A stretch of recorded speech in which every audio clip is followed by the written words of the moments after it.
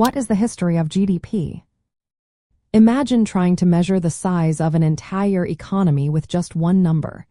That's what gross domestic product, or GDP, aims to do. It's a way to see how much a country produces in a given year. But how did this idea come about? Let's take a quick journey through its history. The roots of GDP go back to the 1600s.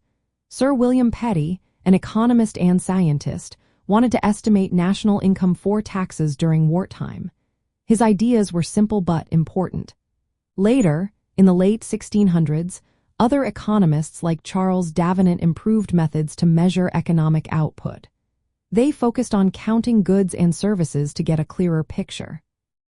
The modern concept of GDP was created in the 1930s by Simon Kuznets, an American economist. During the Great Depression, policymakers needed a way to measure how bad the economy was shrinking and how it was recovering. Kuznets developed a system to measure total economic output, which he called gross national product. This included goods and services produced by a country's citizens, whether inside or outside the country. Kuznets then refined his work to focus on what is produced within a country's borders, leading to the idea of gross domestic product. He showed how to calculate it by adding up the value of all final goods and services or by summing incomes like wages, profits, and investments.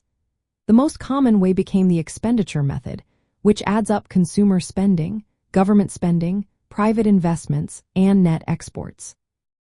By the 1940s, GDP had become the main way to measure a country's economic health.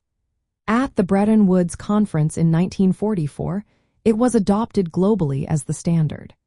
Countries like the United States switched from using gross national product to GDP in 1991 because it better reflected what was happening inside the country. Over time, the way we calculate GDP has improved.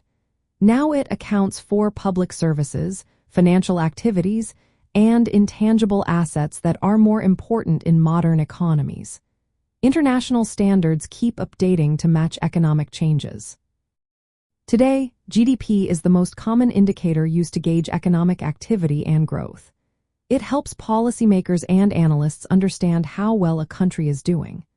But it's important to remember that GDP measures market production, not overall well-being or happiness. That's why some experts suggest using other indicators alongside GDP to get a full picture of economic health.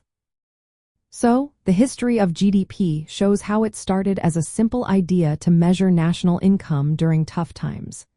It was formalized in the 20th century, became the global standard after World War II, and continues to evolve to better reflect the complexities of modern economies.